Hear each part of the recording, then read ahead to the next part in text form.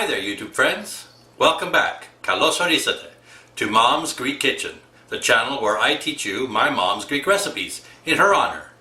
Today we're making stuffed vegetables, which in Greek are called Yemista. You can use pretty much any kind of vegetable. The traditional ones are bell peppers or large tomatoes, large zucchini, eggplant, squash blossoms. The list is pretty much endless. It's made with ground meat. We normally use beef, but lamb or ground game or anything of that sort. The internal parts of the vegetables that you're going to stuff, and lots of herbs and rice. Then they're baked in the oven in a tomato sauce, with or without other vegetables in the pan, and then served with bread or side dish, or depends on what your menu is. Today we'll be doing bell peppers and tomatoes. And we'll be serving it with, we'll do some potatoes on the side, and we'll serve it with some bread. Alright, so let's get cooking.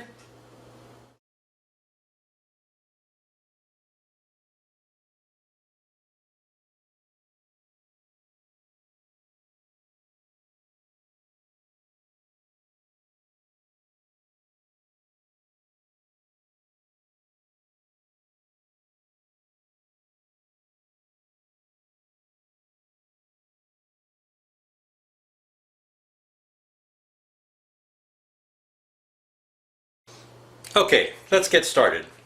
The first thing we're going to do is prepare our vegetables that we're going to stuff. I'm going to do bell peppers and tomatoes today. They will show you the technique that you need to do. So bell peppers are actually easier. We're just going to cut the top off. We try not to lose the center core, but it depends on how far down you cut. You may or may not lose it. This time I did okay. This is the top to our stuffed vegetable. And then basically we're just going to take everything that's on the inside of the bell pepper out. We're going to take out the membranes. So we have a nice deep cavity to stuff with our mixture. So those are pretty easy. You want to get a blocky pepper. Select the ones that are usually 4 bumps on the bottom. They tend to stand better than the 3. And you want ones that are quite large in capacity, that are going to hold your mixture. You can do any color bell pepper, it doesn't really matter. But the greens are usually cheaper, so why not go with the cheaper one, but up to you. And you want to keep the top, because you don't want the top of your filling to dry out. So we're going to put that aside with the other ones that I've already prepared. And now I've got a tomato. And the tomato takes a little bit more work. Again, you're going to cut off the top so you have a lid. And then, using a melon baller or a scoop, or a spoon I should say, you're just going to remove all of the seeds and the pulp.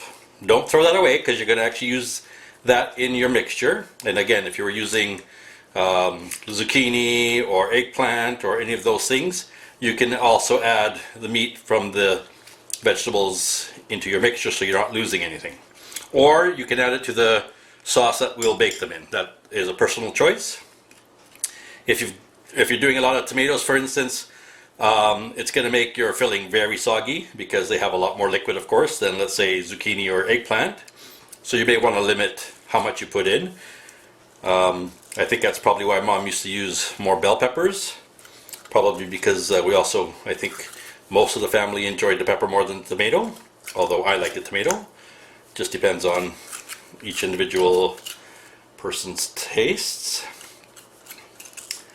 So we scoop it all out, scrape it a little bit. Don't get it too thin, because if you make it too thin, you'll either put a hole in it, or while it's baking it will collapse before it has a chance for the meat to solidify, and then you'll have a mess.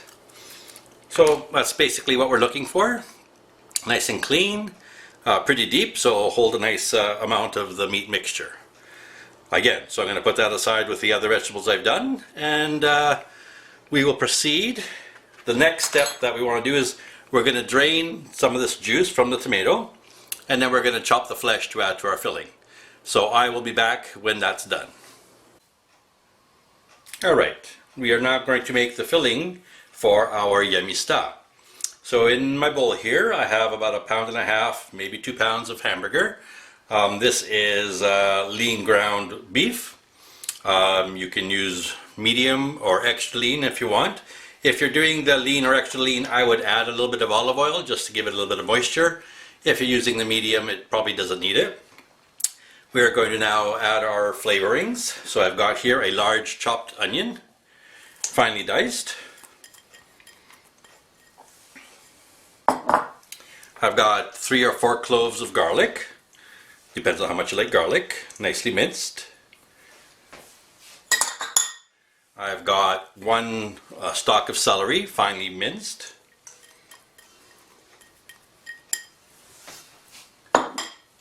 I've got the pulp of our tomatoes. Again, it would be the tomatoes and or zucchini and or eggplant, depending on what you're using. I've squeezed it and I chopped it up. I've got some parsley. It's probably about, I'd say about 2 tablespoons of chopped parsley. About a tablespoon of fresh dill, chopped up. About another tablespoon of mint, chopped up. And if I had it, I couldn't find any today actually, I'd probably add a tablespoon of chopped up basil, but that was always optional. These 3 were sort of the standards. Here I have a cup of rice. It can be any rice, short grain, long grain, basmati, whatever. It doesn't really matter in this preparation. I'm actually, in this instance, I'm using parboiled or converted rice. I'm going to add a good amount of pepper. And I'm going to add a good amount of salt. And that's really our mixture. I'm going to add a little bit of olive oil because this is, like I said, the lean.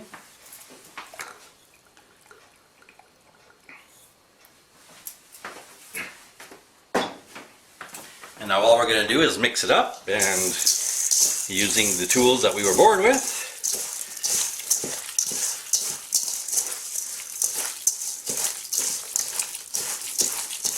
smells really good already.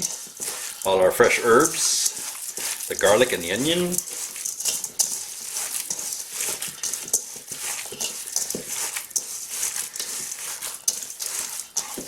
Now, depending on how many vegetables you've got, is how much filling you're going to need, of course.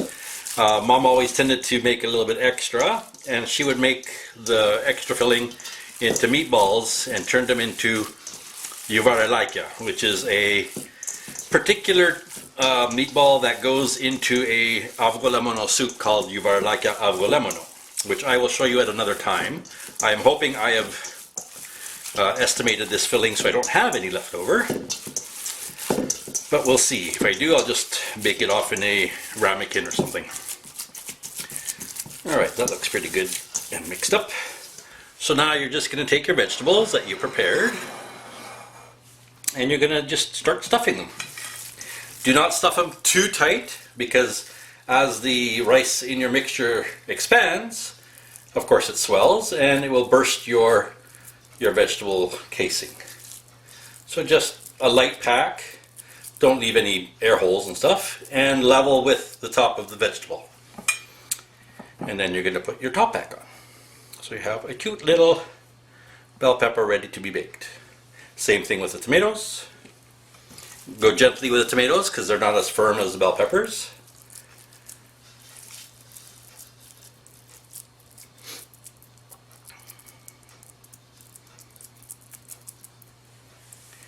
And again, we're going to put the top on. So I will continue and I'll be back when I'm all done. Alright, all our vegetables are now stuffed. I had a little bit left over, so I've got a little ramekin here that I put the filling in. And I'm going to cover this with aluminum foil when it goes into the oven.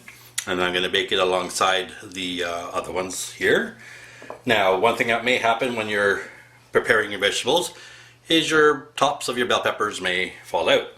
All you do is basically reassemble it. All it's for is to try to keep the top from drying out too much. So all you're going to do is put the top back on. And now we're going to make the sauce that goes over these and that they bake in, I should say. So here I have a can of tomato paste. That's a small can, a 6-ounce can. I've got another stalk of celery that's finely minced. I've got a couple of bay leaves, which I will just tuck into the bottom of the pot, of the casserole. A carrot, finely chopped. A onion that has been sliced rather than minced like before. I'm going to add again some pepper. A little bit of salt. Just to season it. A good drizzle of olive oil.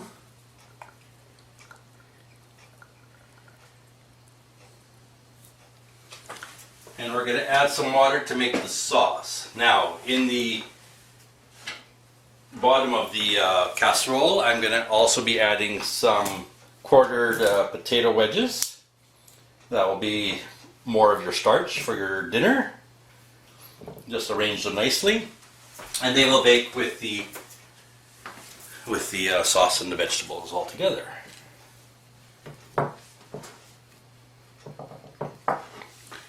So there's our potatoes added to our dish. I'm going to add some water to our mixture here after I mix it up a bit. My bay leaves are on the bottom, just so to show you that they're there.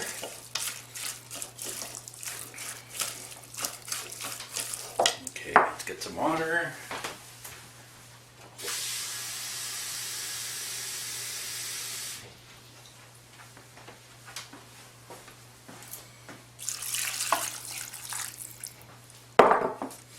That was about a cup and a half of water. Let's see if that's enough here. You want some liquid so they don't burn, and also have, I'm going to cover them, so I want them to steam a little bit at the beginning, and then near the end we're going to uncover them and allow them to just dry off the top a little bit. I think it needs a little bit more water, so maybe 3 cups of water altogether.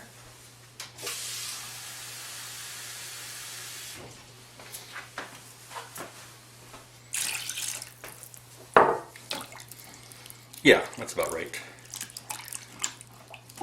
And then we're going to carefully add our sauce mixture to our pot.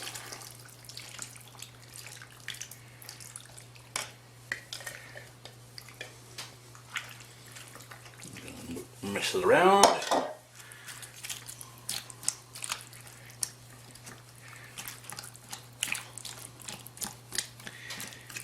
Get them all down in the corners so everybody has a little bit of liquid. Push your potatoes down into the liquid so they cook nicely.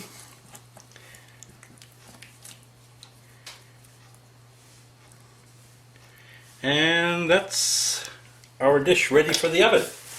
So I'm going to cover it, like I said, with some foil to hold the steam in. And then I will check them in about 45 minutes. And depending on how soft the vegetables are and stuff like that, I will leave them a little bit longer. You want the rice, of course, to be tender, and the meat to be cooked through, and the vegetables to be very soft. And we'll come back and show you what the finished product looks like.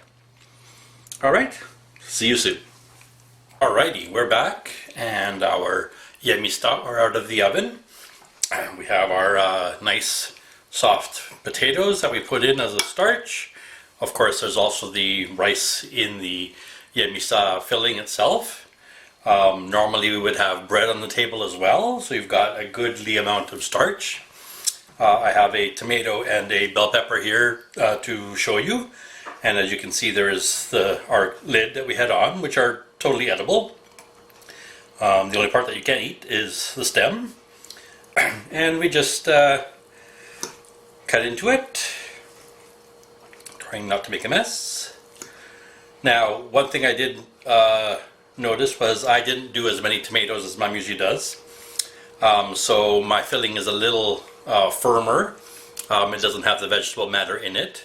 If I do this again, when I do this again, I'll add more tomato and or zucchini and or eggplant if I'm doing those vegetables, just to soften up the filling a little bit. But taste, I've already had one.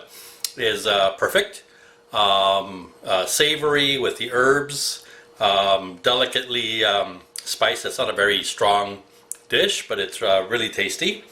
The tomato is a little tangier than the bell pepper, of course, because of the surrounding skin of the tomato. But it's a wonderful recipe. Great just as is. Like I said, just maybe a little bit of bread or some sharp cheese or some olives, and it's a one-pot meal basically. So I hope you try it. And if you enjoy this video, please like and subscribe if you haven't already, and hit the little bell icon which notifies you when I do a new recipe. And hope to see you back soon. Have a good day. Take care. Bye bye.